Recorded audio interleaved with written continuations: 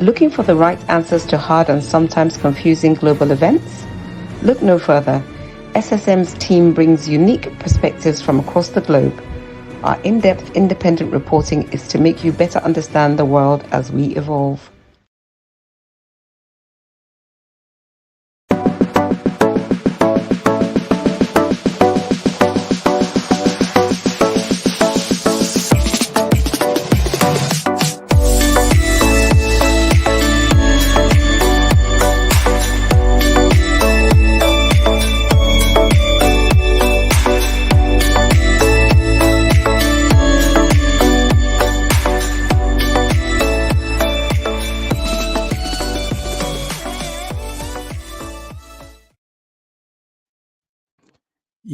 Yes, good morning, good day, viewers around the world. You are welcome. You are welcome to our Friday SSM Friday Global Update. We give international news updates. And I'm here with you, Godwin Iweajua. I'm here with Olayinka Raji from Lagos, Nigeria. Olayinka Raji, how are you this morning? Good morning, Mark. Good morning, viewers across the globe. I'm very, very well. I'm glad to be here again today. It's good to see you. I know you long to be back in Ghana. Raji, we need you in Ghana to do the election updates. Will that be possible? Very, very possible. Very, very possible. Yes. In fact, you just read my mind. Okay. Anyway, you are welcome to this beautiful morning of SSM Friday updates. A lot to discuss here, but let's start with before we go into international news, let's start with our Nigerian news. It's not local news, it's just Nigerian updates. We saw what happened during the week. New 7 ministers were added. 10 of them were reshuffled, and about 5 of them were taken out for poor performances. That was some argument there, Raji. Now tell us, how was it? We saw the minister of employment, foreign affairs, Minister of State for Foreign Affairs, the wife of the late Ojukwu. She was there. Yeah, we saw also Mohammed Dan Yagdi. He comes in now as the Minister for Development and Housing. So do you think this new batch will bring a change to what is happening economically and progress to our country, this new batch of ministers? Well, is it the most impacting ministries? The Ministry of Economics, Ministry of Finance, the Ministry of Petroleum, the Ministry of Power, have no changes in those areas. So I don't see how much impact the new ministers will make in the affairs, in the things that actually affect the daily lives of the citizens. Okay. So the daily life is what we are concerned about. Daily life of people. Than anything else. Yes. But the little thing they do behind could also affect the people. For example, the Minister of Housing, Housing and Urban Development is a key post too, a key position that looks into housing. More housing units should be built in Nigeria. More. I mean, it's never enough because our numbers are increasing. But they leave that to individuals, and these individuals rip people off. Yes. So don't you think that the housing man should be looked into more government budget on that housing and urban development? That's a key place too. And I know that it will affect people directly too. Yes, go ahead. You know, we keep on saying that government has no business in business. And then we want government to build more houses. See, there's some form of contradiction here, Yes. But Okay. as we said earlier, the things that really directly impact on the lives of majority of Nigerians, which is a daily life, which is a daily existence, those ministries were not touched. Yeah, so it means then that we are the T-pain dose may not rise, but at least with the T-pain we are taking now will be consistent. T-pain dose may not rise, but the T-pain will. Yeah. You people brought out that acronym, that phrase, T-pain. Yes. Yes. Let our viewers know what that means. It means the pain being brought in by Tinubu pain. Yes, it comes in capsules and syrups. So your choice. It comes in capsules and syrups. And syrups in liquid form. I love this country. I love the people. That in spite of all the pains that we are going through, we have found a way to make ourselves happy. Otherwise we'll be dead. We'll be dead. I love the humor that Nigerians bring to their lives. Yes. Otherwise, we'll be dead. Otherwise, a lot of people won't be alive again. Oh dear. Again. Those are some serious. Those are some serious things to say. Anyway, also let's look more into this reshufflement, ministerial reshufflement. Also, I want to commend the Jumoke Oduwole. She comes in now as I think that's is it tourism? What's that? What's that place? Think it's trade. I think it's trade. Sorry, trade. Yes. Now that's a key. That's a key too. Those things for me also, viewers, if you're seeing the screen, these are the new ministers on board, 7 of them. You can see them on the screen from the left to the down to the left, right. So Oduwole Jumoke, trade matters, Raji, because the number of trading affects people directly too. Why I'm saying this is I don't want it to look like it's just that 2 major ones you said that I mean trade affects the people.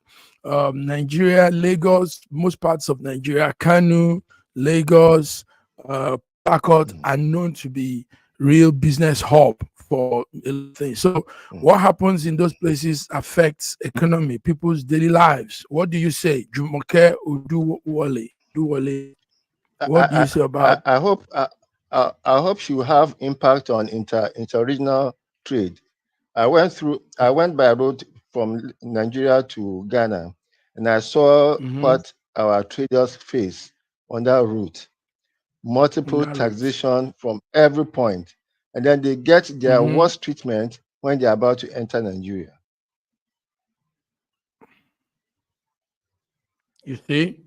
So I hope some ease will be brought onto that trade, yes. You see, some ease will be brought onto that trade because and we're not yet producing.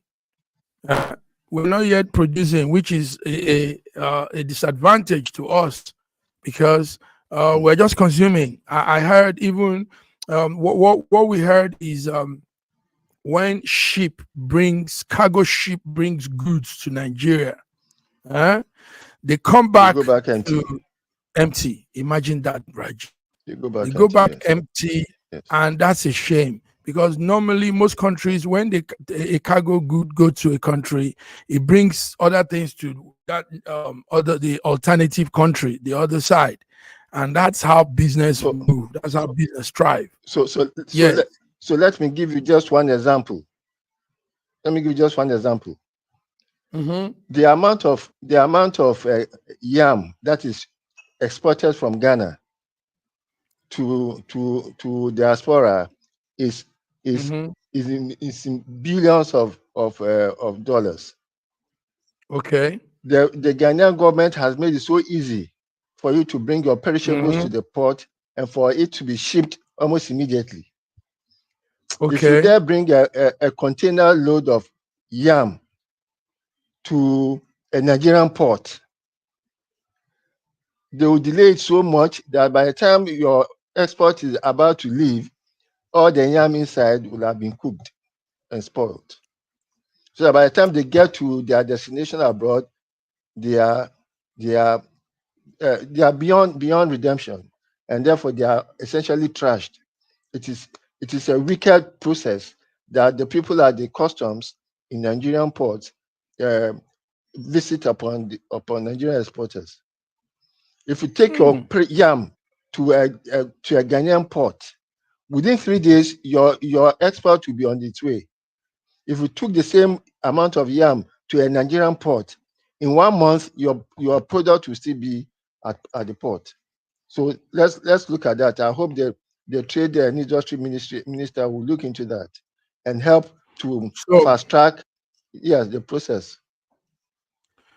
Jumoke, if you're hearing that, this is coming from somebody that understand, that goes on that route, does business on that route. So Raji knows what he's saying. So all of these inputs, discussion could help them in their offices. I hope they pick these lines. Raji, there is also the minister for they created a ministry for livestock development. Livestock development, and we have the Mukta Miaha. Mukta Miaha is the minister for livestock development. That's the man extreme, the extreme bottom right. If you're watching from the screen, it will be extreme bottom right. Yes, correct. So Mukta Miaha.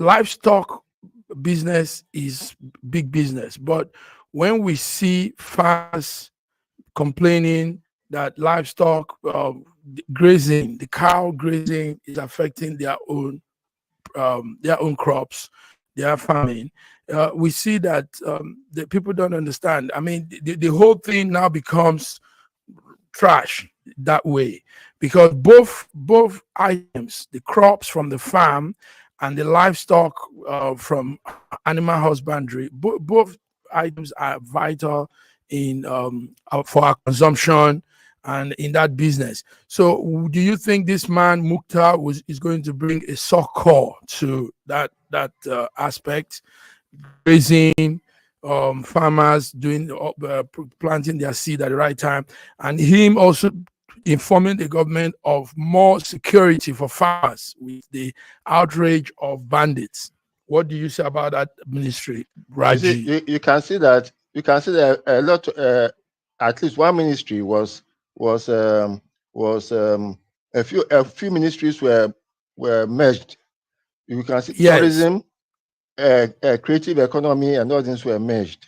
Yes, because and then the Ministry of Sports and social whatever was probably taken as a department. Ministry of Livestock should be under the Ministry of Agric. And if you are going to do, it should be a directorate under the Ministry of Agric. If you are going to do anything, it should be done under the Ministry of Agric. I see the Ministry of Livestock being created as a capitulation on the part of the president to the Fulani herdsmen blackmail. I think the president was a coward in creating that ministry. That ministry should exist as a directorate under the Ministry of Agric. It shouldn't be a separate directorate, separate ministry. No. Raji, this is what you just said now is putting out another deeper side to this discussion. So it should be a directorate, and remember the reform plan of reducing governance. Reducing governance, we don't see that playing much in this whole new arrangement, because we've been complaining of our governance being too bogus, being too expensive to run, too large. and we're creating more instead of reducing, like, and cutting, cutting them down, merging them into agencies, into directorate, like you said. So who are these advisors? Who are those giving this advice and making it look cumbersome? Anyway, we have that ministry there, and like you said, maybe to appease the northerners, livestock, but livestock development is we live on eating meat. Nigerians eat meat a lot. Our meat consumption is big, so maybe with that aspect, they decided to create a ministry to look into that. Maybe all the cows in Nigeria combined are not up to half what is produced in the Holland or Netherlands, and the size of Netherlands is about a tenth of the size of Nigeria, and so is their population. So don't tell me that we eat a lot of meat. Interesting. Yeah, but because I know Ogufe and the brocotor and the cow leg and the ishewu, these are like delicacies in many places. I mean, people don't go without all of this. So suya also, suya. So if we have this as some of our delicacy, and you take note, at the you moment, don't talk of Holland. Holland is not half of our. Holland is not even 1/3 of our number. Holland is about 43 million. I think about 40 million. So yes. Go ahead. They produce more cows. They produce more cows and cattle than the whole amount of. And every year, in fact, every year the amount of milk they produce from their cattle, the amount of meat they produce and export, Nigeria cannot even begin to catch them. So you see, if we have decided to, and then with the era of this T-pain, I can assure you that meat consumption has so reduced that people are probably looking at the pictures of the goats they killed last year as a solace that yes, there was a time that they could afford a goat, but now the T-pain has eaten so deep that people, if you see a piece of meat, you thank God for His mercies. If you see a piece of meat, you thank God for His mercies. Viewers, you are hearing live discussion. Sorry, the last Ileya festival. The last Ileya festival was an eye opener to the suffering that people are going through. You see, to kill a ram at Ileya is a bounden duty on almost every Muslim. Most Muslims could not afford to kill a ram.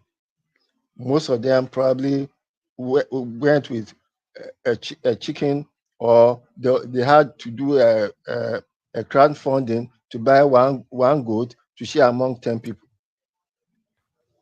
That's how much T-pain has. Crowdfunding to buy one goat. Is this not interesting? Yes. Oh boy, Raji, you're telling us some real interesting. I'm enjoying your discussion here now. Okay, Raji. Anyway, that those ministers have been put out. I think has the Senate passed? Has they been screened and sworn in? Not yet.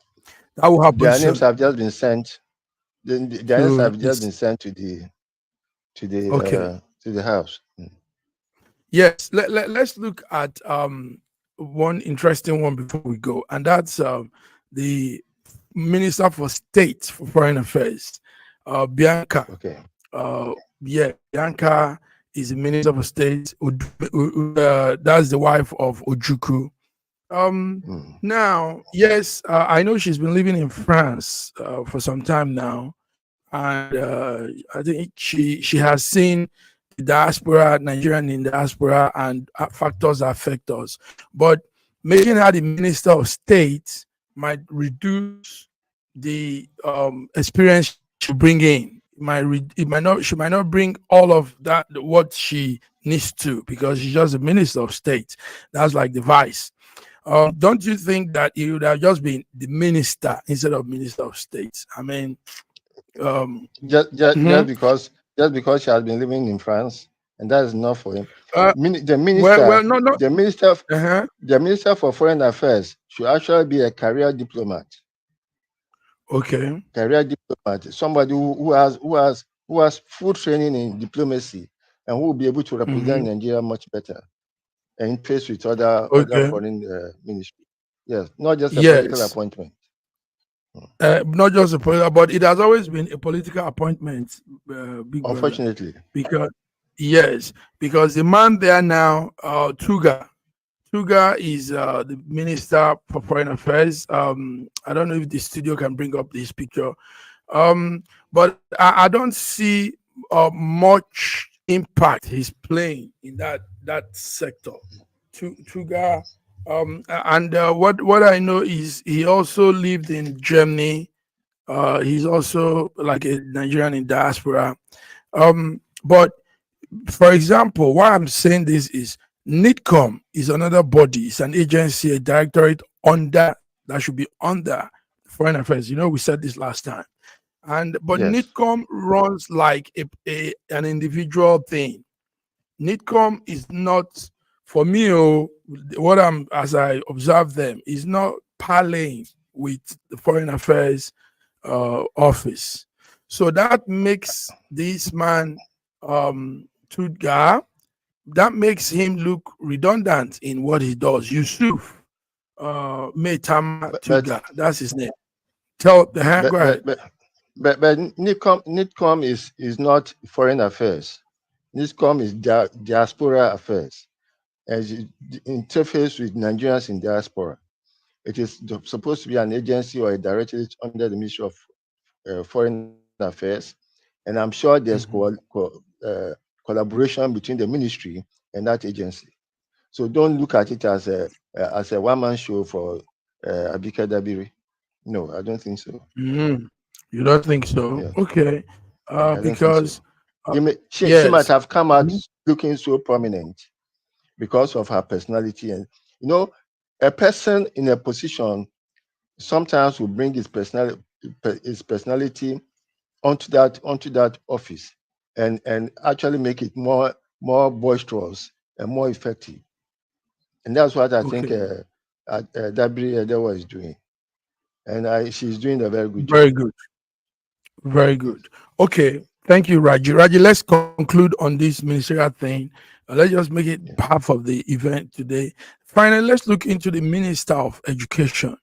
The new minister now is the woman. They want to, before the end of that's Sawamba Said, the lady with a veil. Now, Sawamba Said is coming from the north of Nigeria. And educationally, the north is really not catching up with the south when it comes to education. We see how more children that are out of school, more people roaming the streets, young people that should be in school. Do you think Sawaba Said will help in that ministry? Do you think if you look at the Ministry of Education, especially from the time of Jubril Aminu up to now? Jubril Aminu, yes. Yes. Subsequent government have probably quoted the Ministry of Education to the north, and it is very sad thing to do, because during the ministership of Jubril Aminu, even though he's a professor of very brilliant man, Jubril Aminu, he messed up the Ministry of Education. You mess up the Ministry of Education. There's no way you can pull down one part of the country for the other part to catch up. You can never catch up. The best thing is for you to challenge those who are lagging behind, so that they can put in more effort into doing things. In the north, I stayed in Kano for more than 5 years. After my youth service, now I've traveled extensively over Kano. I've met very brilliant Hausa people who, just because they did not have the opportunity to go to school, have been condemned to a very pedestrian kind of existence. If the North could actually take it as a point that, look, we are not disadvantaged. We have the manpower. Let us improve our educational system. Let us deliberately put more effort in educating our people. But because of the feudalistic system of government of the tradition of their tradition, it's just education is given as something that they as a favor to the people, and therefore there are a few tokens that are taken outside of the so-called their oligarchy. Now, during the days of concerned professionals in education, when we are doing concerned professionals, a Hausa colleague came to give what we call came to give a testimony about how he went to school. His father is one of the advisors of the emir of his village. But he was not going to school. The emir's children were going to school.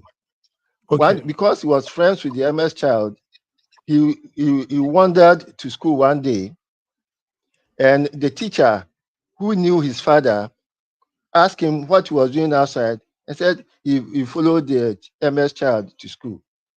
That's why he was arrested and brought to school. He started schooling with the emir's child. He ended up being a professional medical doctor, brilliant. There are so many brilliant minds that are being wasted in the North because of the wickedness of the ruling class. But we've also had some couple of Southerners. We remember Obi Ekwesili during Jonathan's era. Yes. Yes. Was she able to make impact relating to what you have just said about the North? Let us look at what Jonathan even did with Almanjiri education, and how he was laughed to scorn by people like Kwankwanso, that he thinks he wants to come and educate our people. That all those schools Jonathan built to stem Almanjiris, they became empty. They are empty.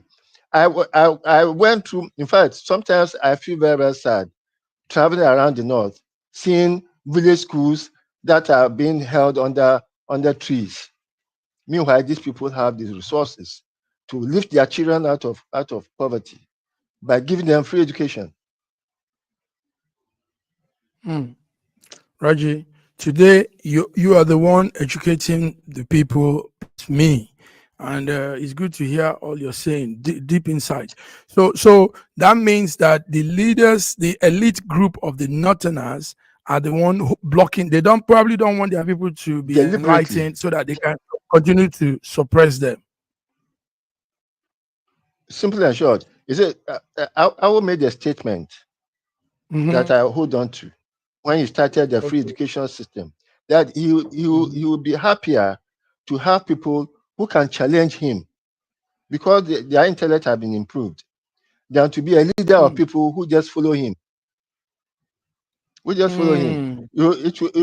will interest you to know that MK Abiola was one of the students who got a free scholarship to go and study abroad. MK Abiola came back to be one of our major opponents, but that didn't disturb Awo, because he had done what he wanted to do.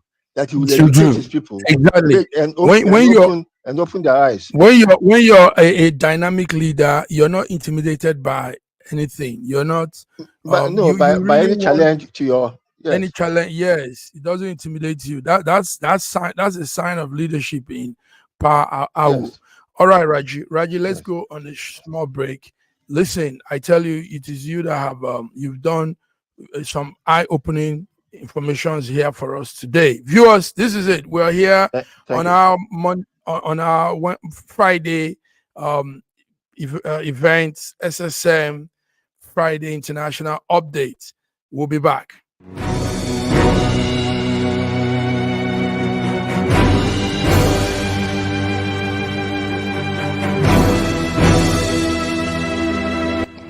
Looking for the right answers to hard and sometimes confusing global events? Look no further. SSM's team brings unique perspectives from across the globe. Our in-depth independent reporting is to make you better understand the world as we evolve.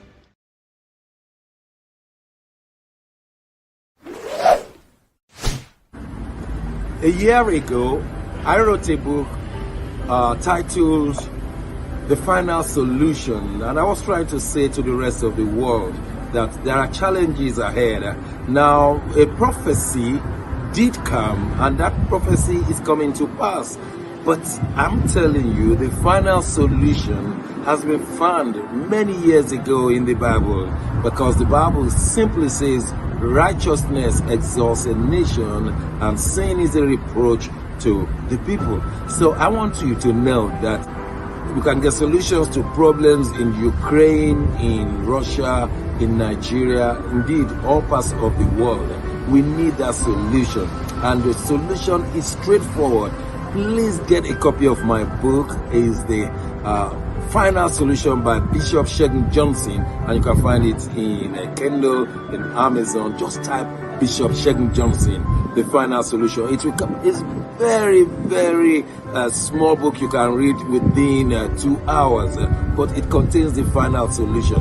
Do get a copy. Not getting it is doing disservice to humanity. Don't forget the final solution.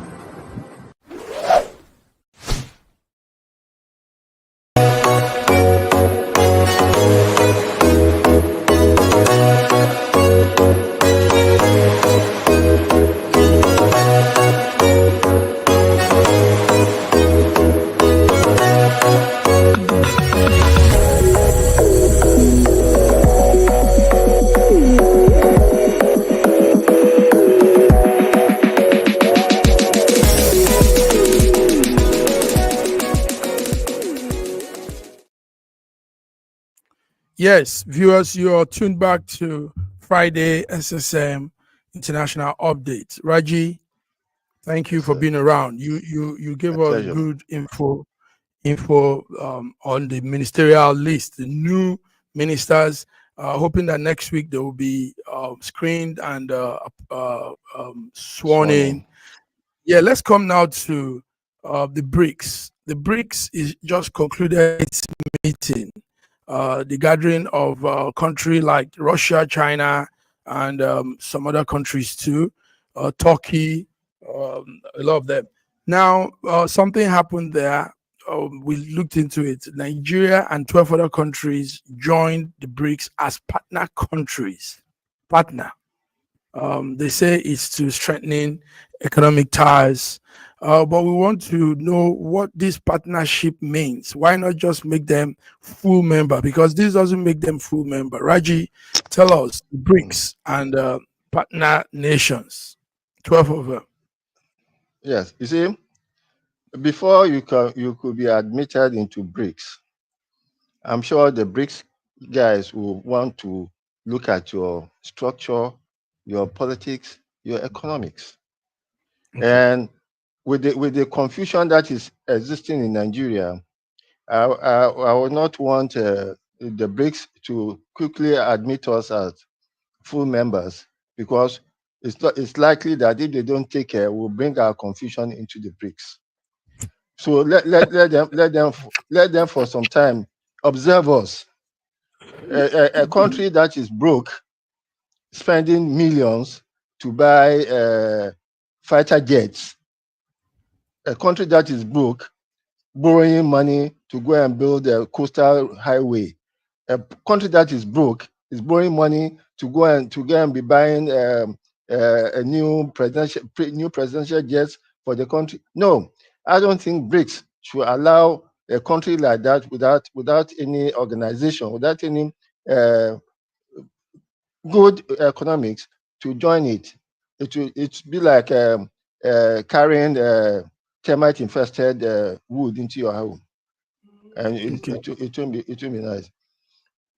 I'm sure serially they will admit people, and I'm sure the next person on their list will be maybe Turkey, because Turkey is quite organized in its economics, in its government, and its everything.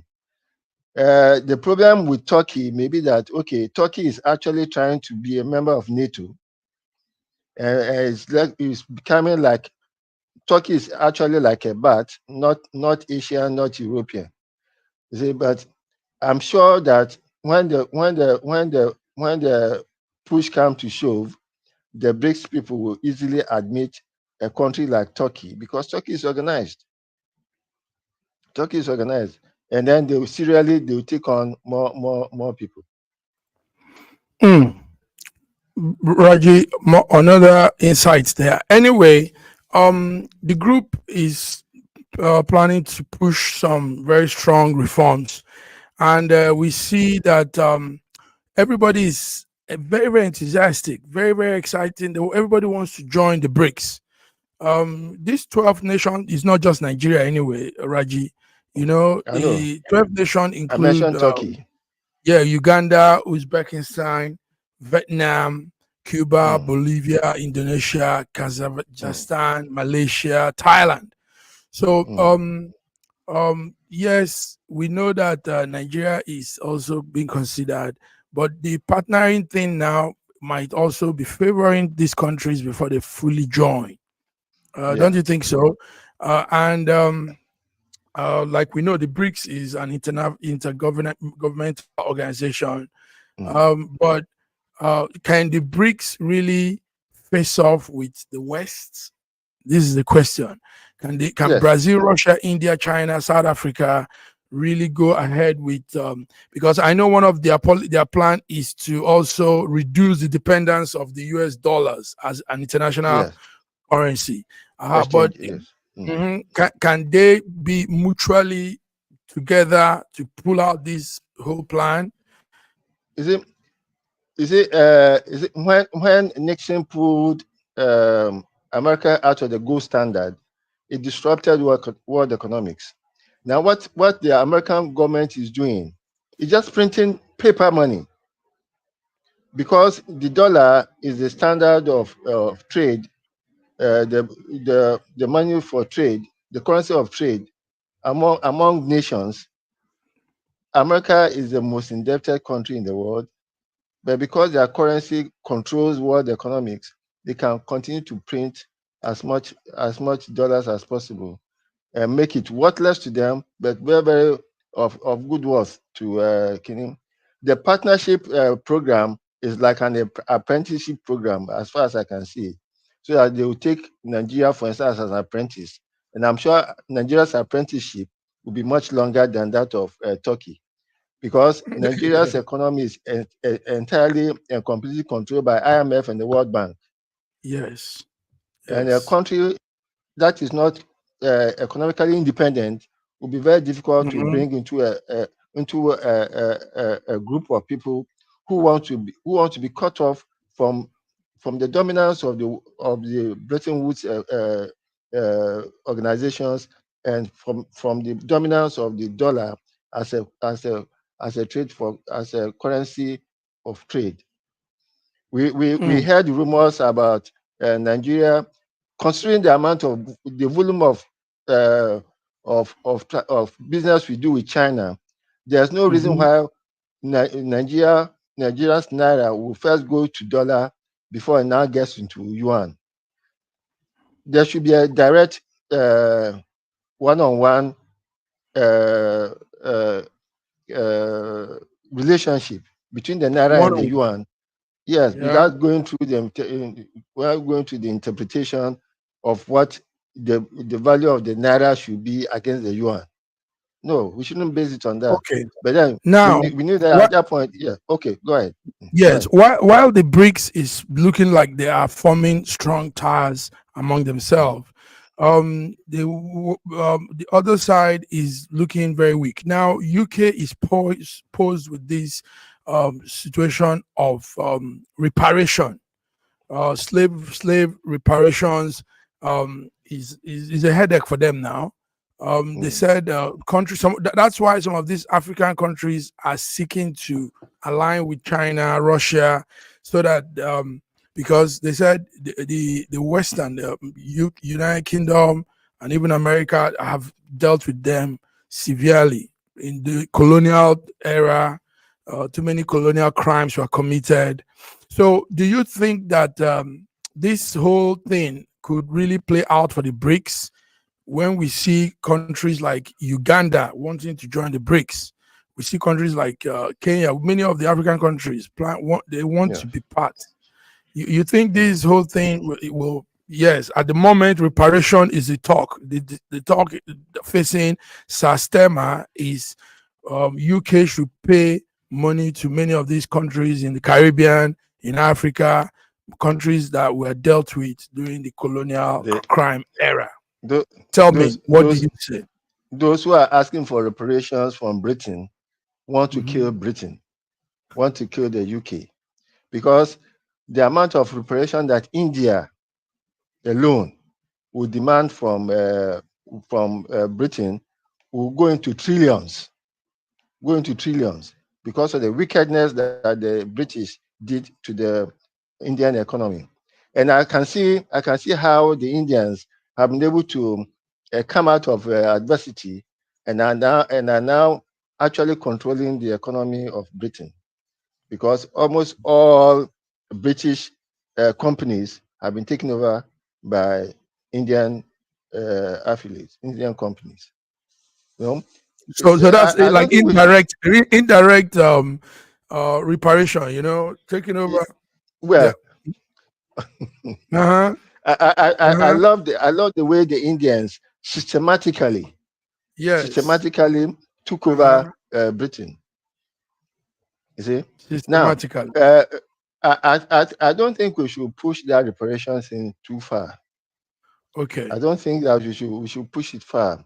I think that a lot of humility is required from the United States UK government to look on all the Africa, all the colonies they formed around the world, all the colonies they went to around the world, and sincerely apologize to the people. Okay. Sincerely apologize to the people, and then to decide that they are now going to lift their legs off their throat, because for most of those countries, the British foot is still on their throat. The British foot is still on their throat. Now, Raji, one interesting thing happened at the BRICS meeting that was concluded yesterday, and that was that the Russian president,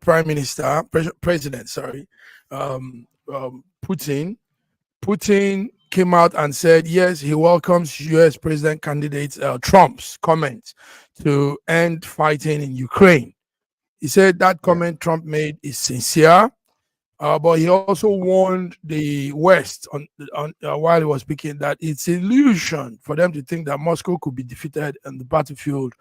And he told them to back off, you know. Any peace deal, he said, yes, will be recognized. This looked like good outing for Putin, and this also looks like a good one for diplomacy, bilateral diplomacy with America and with Russia if Trump comes in, because what this shows is Putin has respect for Trump. He has regard. He has, he sees him as an ally, somebody to work with. For him to say the talk of ending this war from Trump is a sincere talk. Tell me, what do you say about all of this? No, but historically, in the last 200 or in the almost 300 years, there has never been a decade in which the America did not start a war outside its territory. There have only been two decades, two presidents in the history of America the history of the United States, who did not start a war during their own time in office, and that is President Carter and President Trump. As a matter of fact, Carter could not get a second term because he stopped. In fact, he wanted to bring back all American troops outside of America and bring them and stop every war that America was involved in, which was the same thing that Trump did, and for which he did not get a second time. But I'm sure he's going to get a second time now, because I'm praying that if for nothing else, I'm praying that Trump will win the elections and will stop all the meddlesomeness of the United States in the affairs of other countries, especially to stop the war in Ukraine, which was very, very unnecessary in the first instance.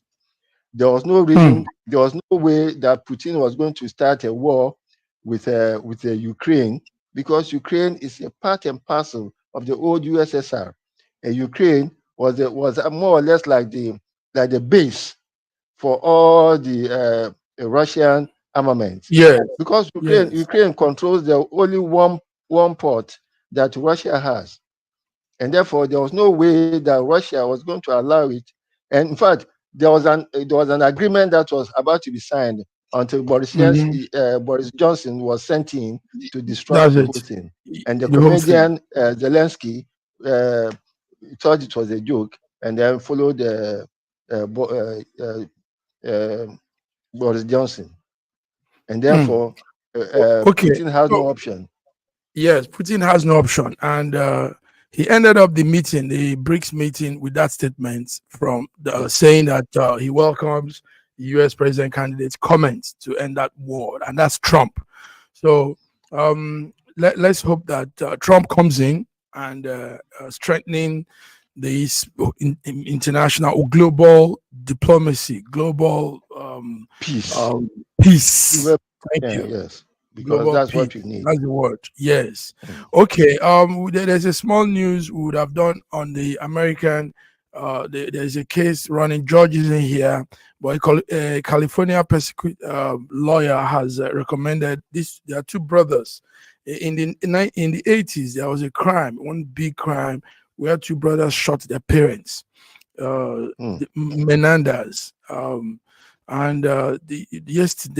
Recently again, their case have been brought up. They said they should be retried. Resentenced also for killing their parents. But some people are saying they've served their 30 years, almost 30 years now, and should be let go. So George isn't here. Anyway, that's a story happening in the United States now. It's all over the media space. The two brothers, Eric and Lai Menendez, killing their parents in 1989. Yeah, that's it. So we will look at that story, if they'll be retried or if they'll be let loose to live their life, because they served 30 years already behind bars. So let's go on. Raji, let's come to something happening in Lagos, in Nigeria, Port Harcourt. The 3 dead people in that helicopter crash. The presidency is saying there should be a probe into that whole thing. What's that story, Raji? Bring our people up to date. Yeah, the details I got was that there was a helicopter crash. In the 8 people are involved. 3 bodies have been recovered so far. I'm not sure about what has happened to the remaining 5. But I thought that the crash was in the sea. But what I'm seeing is it seems as if it was on land. Yes, we saw pictures of the land, or maybe it happened in the sea, and they brought it out to the land. Okay. Yes, maybe that was what happened. So yes, so the president is saying there should be an investigation to that crash. The search and the rescue operation is still ongoing to find dead bodies. Sorry, sir, I think we should de-emphasize so much about the president said this, the president did this, the president did that, because this is an issue for the NCAA to investigate. So the president does not have to put his mouth in this matter. Okay. An agency is there to do it. So it's not the president who is now going to give instructions. I think we should stop that, because before we make a dictator out of our president.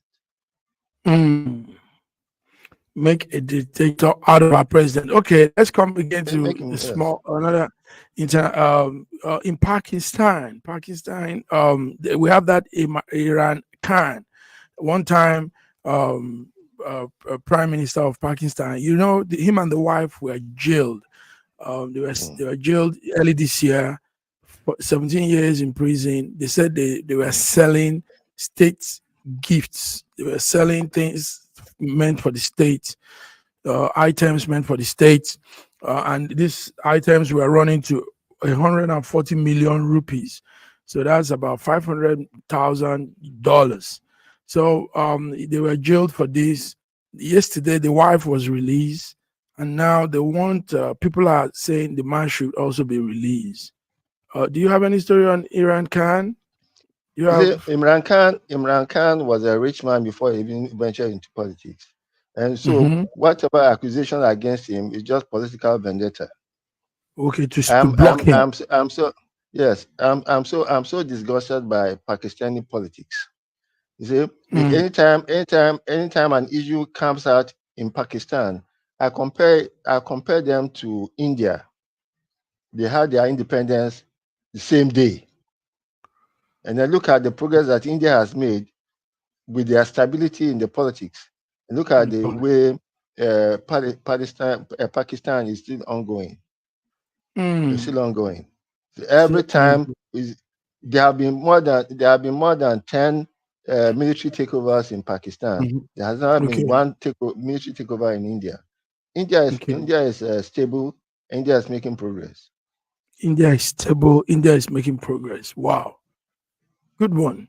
All right, let's come to a little on science and space.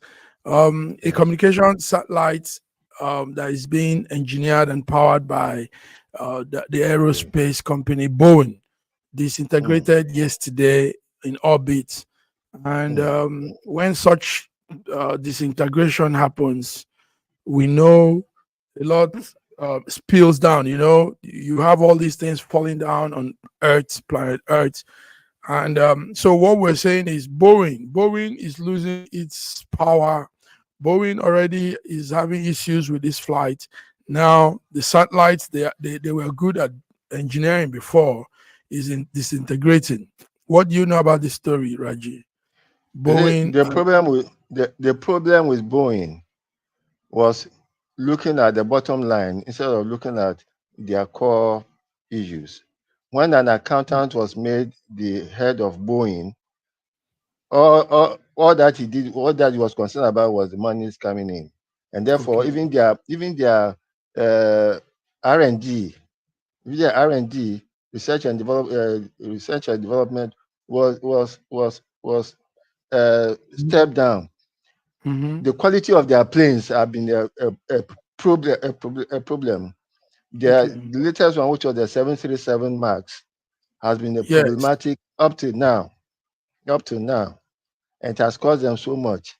Same thing with their engineering now has come under suspicion, and that I'm sure that in a short while they will have to cede.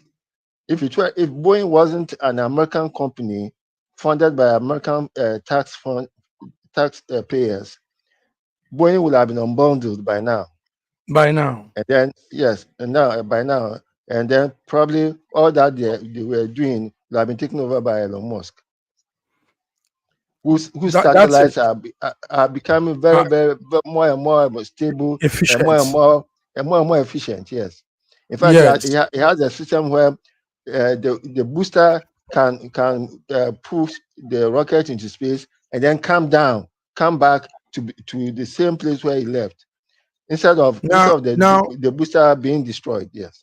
Now let's talk about become reusable. Yeah, let's talk about also the environmental harm. When these satellites disintegrate in space, it comes back to us here with debris scattered everywhere, and they are the ones talking about pollution and all that. Tell me. No. The bits that will come to Earth will be so small, and the space they will cover will be so wide that it will not be so impactful. In fact, most of the debris may end up in the sea. Okay. Yes. Away from away from population land. Okay. Good one, Raji. Raji, this is beautiful, but we have to go. It's been fun hearing you educate us and put some light into a lot of things. I'm not educating. I'm not educating anybody. I'm just putting up information that I have that anybody else will have. Yes. So it's not a matter of educating. But your views are good. It sounds cogent, yes, and we can understand it. Yes, so Reggie, what's this thing about?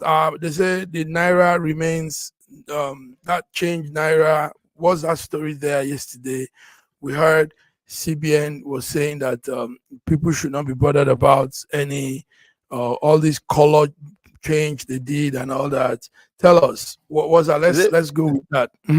There's a doctrine of inverse relevance. Okay. That is in government. The more government says it's not going to do something, the more likely it is going to do it. So when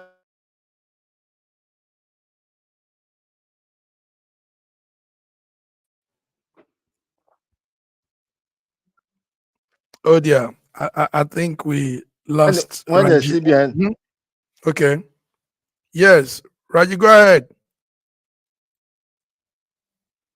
Okay, viewers, he has done pretty much for us this morning. Somehow you know how network works, how the internet sometimes funny. So, anyway, we've done our thing. Friday international update. Raji has been very, very, very useful, giving great insights into the topics. So until we come again next week, Monday we'll be starting our news between the line update. Until then, have a beautiful weekend. Enjoy the weekend, and please stay safe. God bless you. Bye-bye.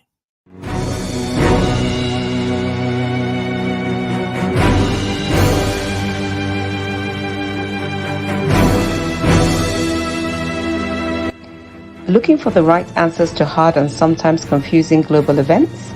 Look no further. SSM's team brings unique perspectives from across the globe. Our in-depth independent reporting is to make you better understand the world as we evolve.